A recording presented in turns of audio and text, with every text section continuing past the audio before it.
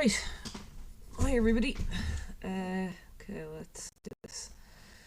Who is excited to learn about cliffs? Me. Calm yourselves, it's gonna happen. So, last time we spoke, well, I spoke, you listened, hopefully. We went through the processes of coastal erosion. You should have self-tested yourselves on that and be familiar with what each of them are, because that will make your life an awful lot easier. So to recap, we've got hydraulic action, the power of the waves. We have abrasion, when the waves are using their load to attack the coastline.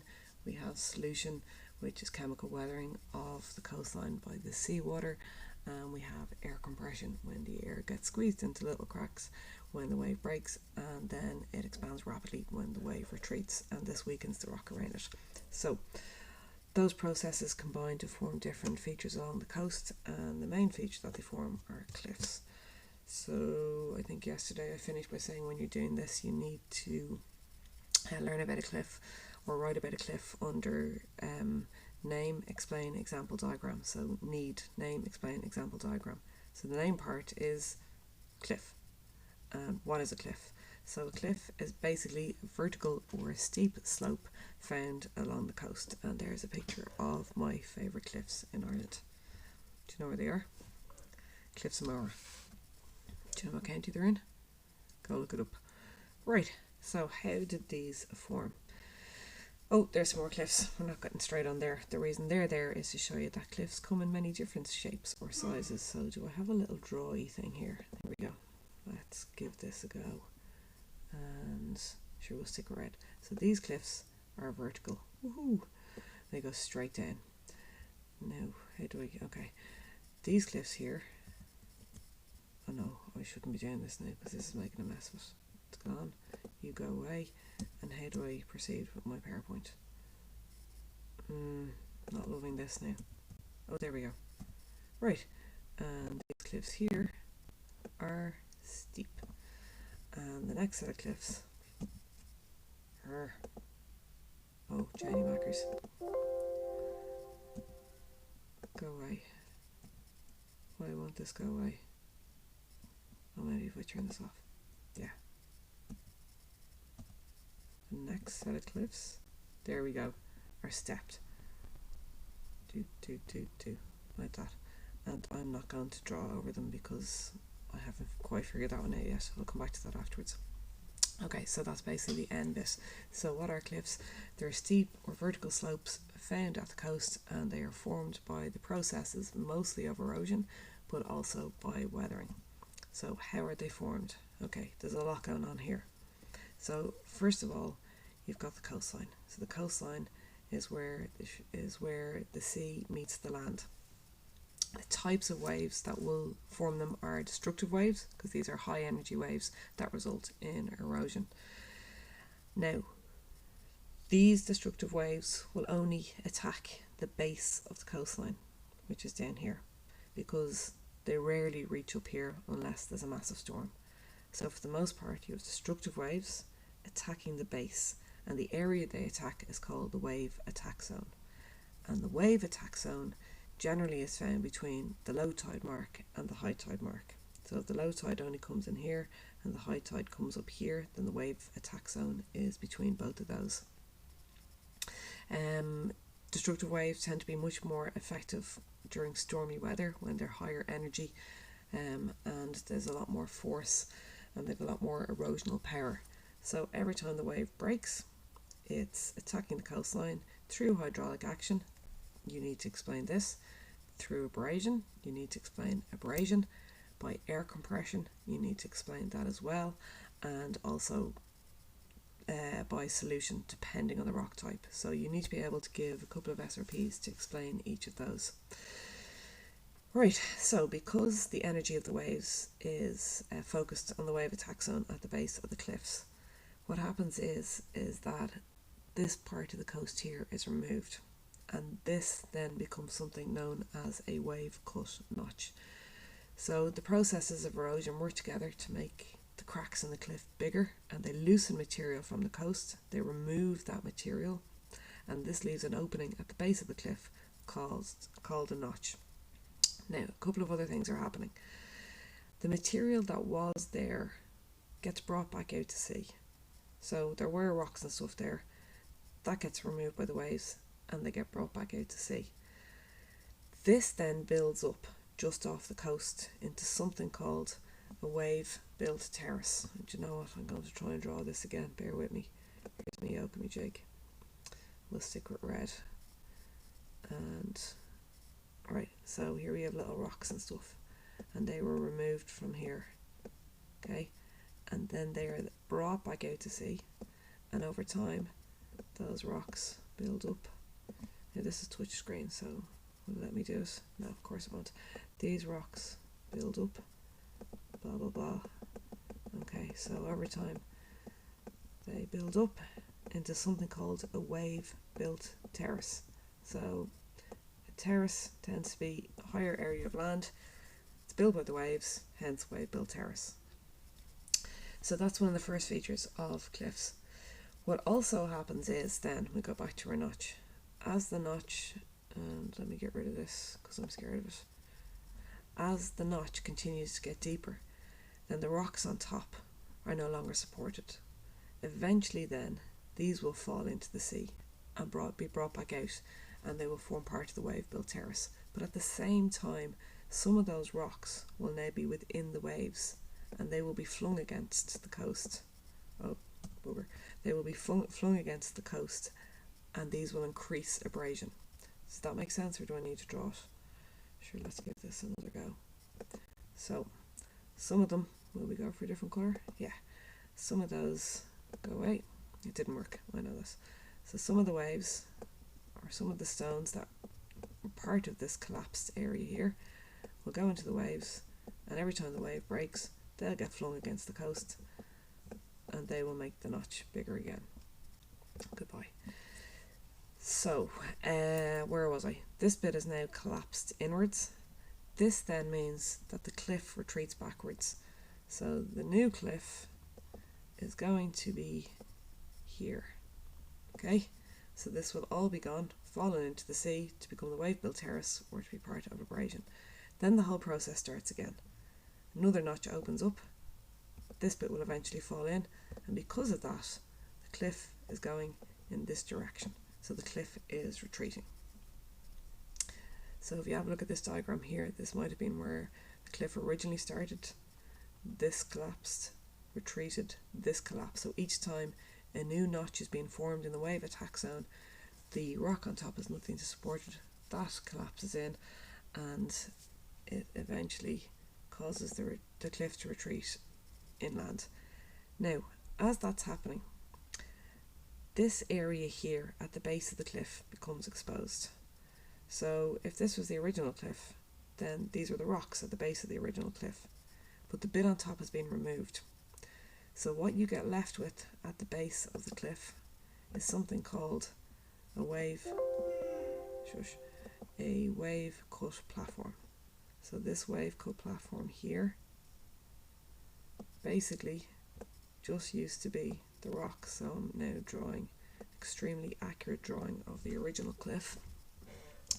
When this all got removed, then this becomes exposed at low tide, if that makes sense. So you can now see the rocks at the base of the cliff, and this is called the wave cut platform. And basically around Ireland, this tends to be a load of rock pools at the base of cliffs. So far we have talked about the four processes of erosion: hydraulic action, abrasion, solution, compressed air, working together to create a notch in the wave attack zone. When the notch becomes big enough, the rock on top will collapse in and the cliff will retreat. A wave-built terrace will form out here, and this is formed from the rock that's removed from the coastline. And as the cliff retreats inland, the rock at the bottom of the cliff becomes exposed, and this is known as a wave-cut platform. Now, what do you think is going to happen if the cliff gets all the way back here? I'm pausing to give you time to think. Is that enough? Okay, so if the wave gets back here, eventually, the cliff goes back here, eventually these waves won't be able to reach it anymore. And at that point, it'll stop retreating. So if the waves now have to cross a really long wave cut platform. By the time they get to the cliff, if they can even reach the cliff anymore, they won't have any energy. So there'll come a point in the life cycle of a cliff where it will no longer be eroded because the waves either can't reach it anymore or because the power of the waves has been slowed down as they cross the wave cut platform. At this point then, the cliff is referred to as an inactive cliff because it's no longer being formed by the processes of erosion. However, the processes of weathering then take over, but I'll come back to that in a very exciting sequel. Okay, let's move on to the next slide there. Oh, come on. Go.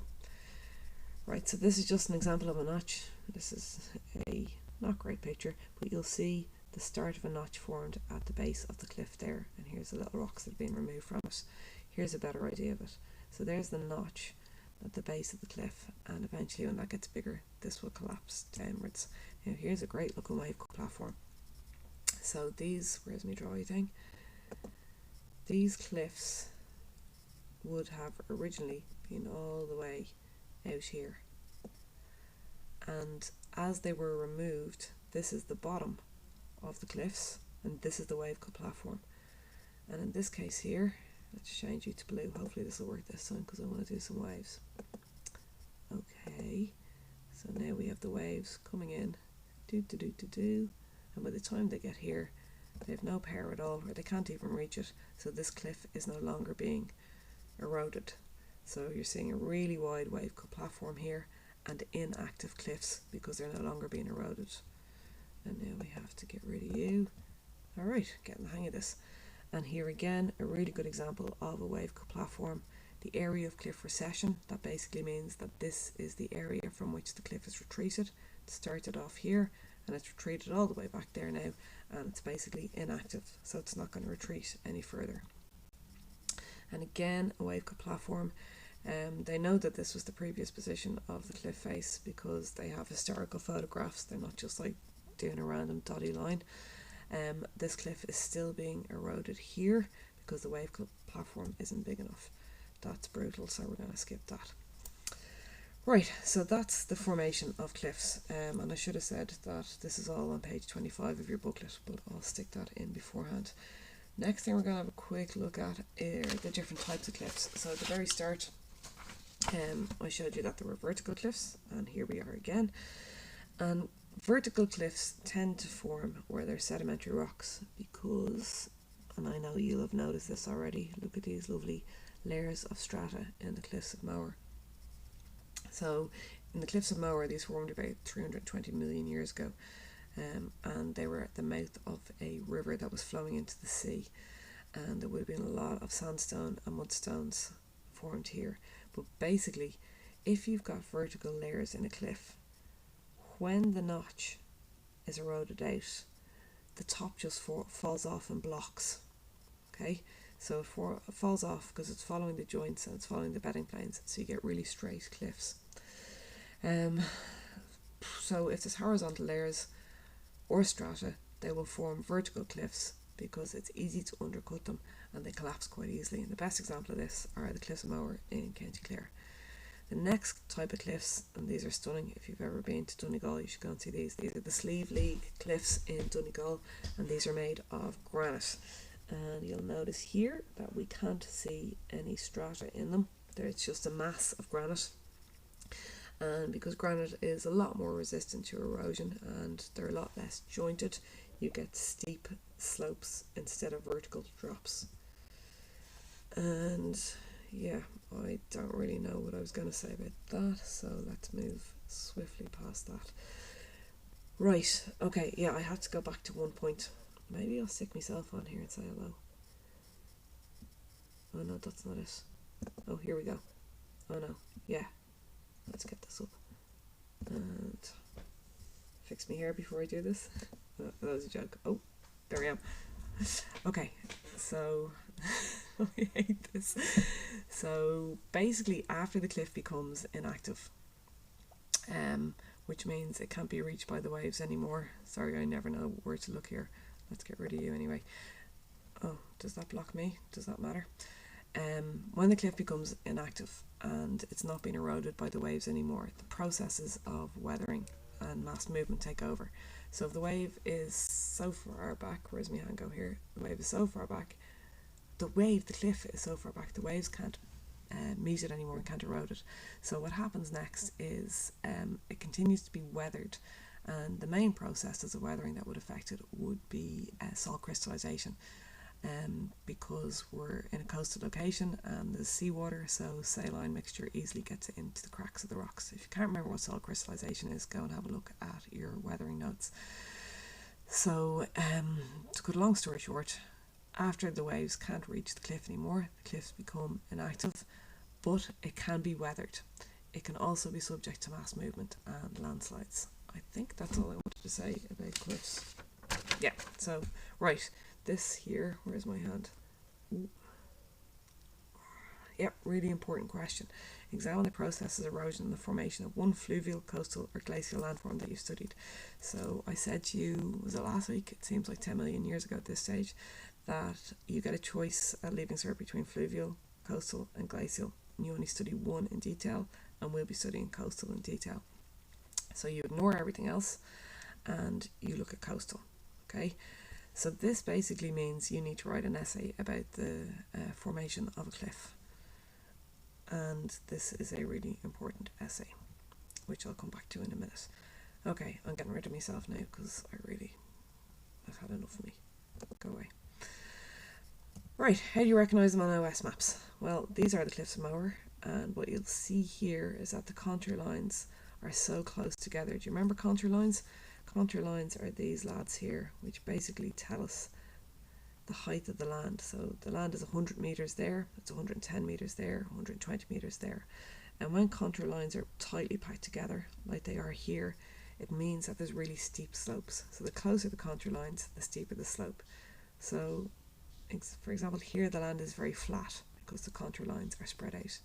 This thick blue line basically indicates that the contour lines are so close together that they formed one thick line, and there are the cliffs of Moher.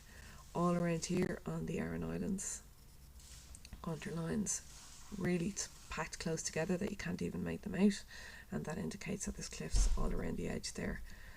And this little fella here is an area of shallow water off the cliff, and that's a wave cut platform, and you can see that around here that we have these little wave cut platforms at the base of the slopes, and that is what you're looking at there. So Aran Moor, and these are amazing cliffs here if you ever get a chance to visit them. And again, just to reiterate that they are vertical, so steep drop, and that's because there's layers of strata in them. And again, Aran Moor there, lovely example of a notch, lovely example of strata. So place is full of limestone, so they form vertical cliffs. Here's the Sleeve League cliffs, even the ones I showed you earlier, the granite ones. So you can see contours tightly packed together, steeply sloping cliffs, vertical faces there, and there are Sleeve League, and more Sleeve League, and the next feature. So we will leave it at that. I hope that all makes sense. Good night.